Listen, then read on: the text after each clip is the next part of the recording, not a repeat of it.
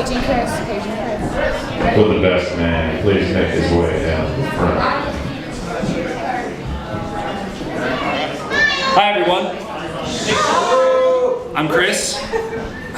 I've been a friend to Eric here for over a decade. For those of you who don't know, Eric and I share an unabashed love of films, which at their heart are just stories.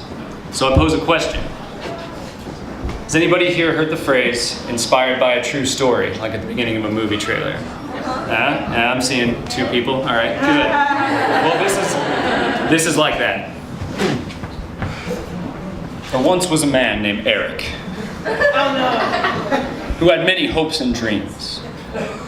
He by chance heard of a treasure hidden in a forgotten land that had the promise of all of his hopes and dreams. Not knowing how to get to this land, he went to a wise man who said he could help. And the wise man said, "You must go to a great sea of desert. There you will find the treasure across a bridge, if it still exists." And Eric said, "Why wouldn't it exist?" "I don't know, something about a beast." "Never mind that. You must leave everything behind and go now. But know this, none have ever returned." So Eric went, left everything behind in search of all of his hopes and dreams. He went to the forgotten land, and when he got there, it was far worse than he could have imagined. The days were hot. Sweat stuck to his eyes, blinding in turn by turns his ever forceful march. The nights were cold. His bones rattled and shattered, trying to keep his focus off the icy impending death. On the third day, he came to the bridge.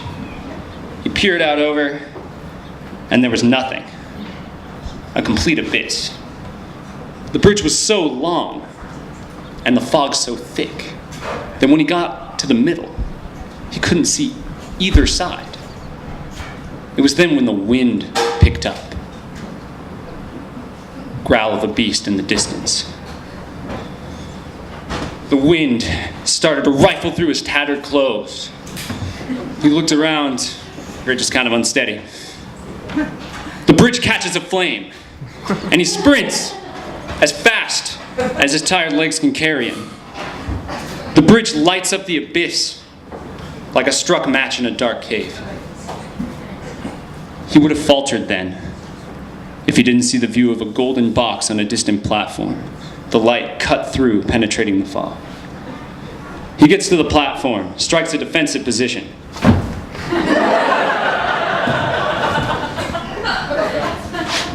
But the beast was gone. He looks over at the remains of the burning bridge. "I'll deal with this later." So he goes to the golden box, ornate with inscriptions he can't read. Heaves open the front, the top. Looks inside. Nothing. It was then that he hears a sweet voice. "You won't find anything in there unless you like old, gross, dusty man robes." He looks up to see a fair maiden perched on the edge of the platform, legs dangling over the abyss. "Who are you?" "I'm Colleen." "How did you get here?"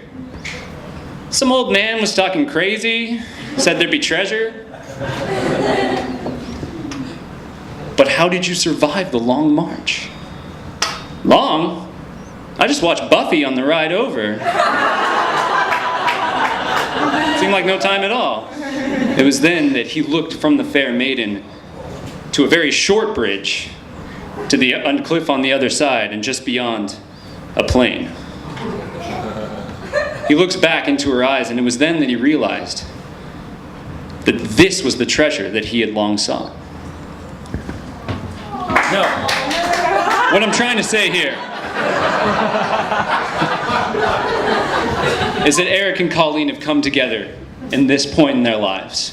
not only to love and support each other, and the occasional plane ride out of a desperate mythical situation, but because they know that coming together, that their lives will become something more gorgeous, vibrant, beautiful than it ever could have been by either one of them alone.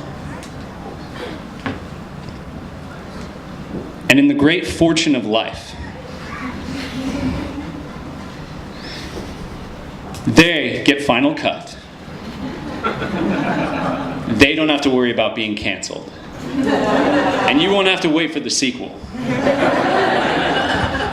Their story gets to last not 2 hours, not 6 hours, not a television season, but for as long as they wish. And I, for one, could not be more happy as a storyteller, audience member, and friend.